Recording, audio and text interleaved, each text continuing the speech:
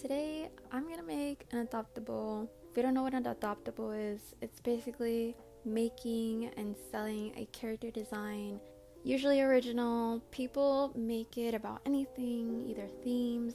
It can be humans, furries, humanoids, literally anything. It can be concepts made out of objects in a human form, and people usually use them either for personal use, for their OCs. They either make merch, for their businesses. It's pretty much just selling full on design.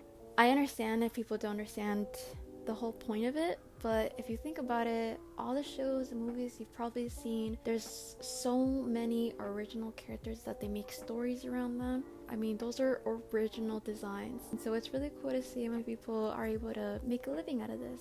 I personally am still trying to learn how to make them. I pretty much use them as a way to challenge myself to draw full body characters. I decided to use ibispaint. I'm usually a Procreate person, but I did start on ibispaint when I started doing digital art. It was really cool to, get used to the buttons again, get used to the feels. I don't like how many ads there are now. I did get motivated to use ibispaint just because there's this artist I follow on Instagram, and they put the brush they use, and I don't know what it is, but I feel like ibispaint has really good line art benefit, but Procreate has more painting effects in a way. That's why it's a lot easier for me to render on Procreate than ibispaint, but honestly that all just comes down to personal preference. Whenever I make designs, I usually like to think about an overall theme that maybe all the batches of adoptables I'll possibly be making have in common. This theme that I wanted to do was emo bugs. That sounds crazy, but trust me, the more unique the better, because that's what makes it interesting.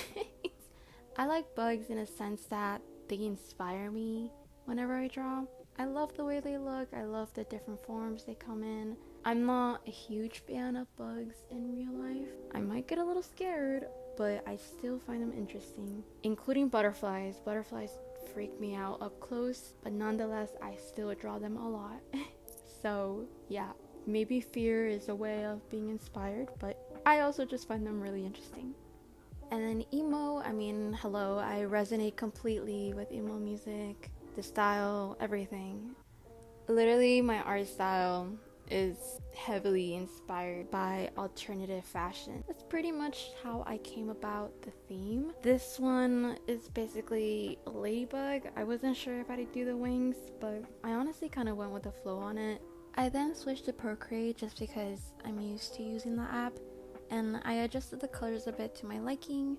And yeah, this is my little adoptable. I've done a few adoptables before, but this is like the first time I actually enjoyed it, and it was pretty easy. I feel like it's because of ibispaint and the brushes that I use. Again, I feel like Procreate has a lot of painting brushes, so it makes it a little bit harder to have those clean line arts that I see a lot of people use. But I'm so happy with how it came out, and I think I'm gonna start using ibispaint more just to draw more characters.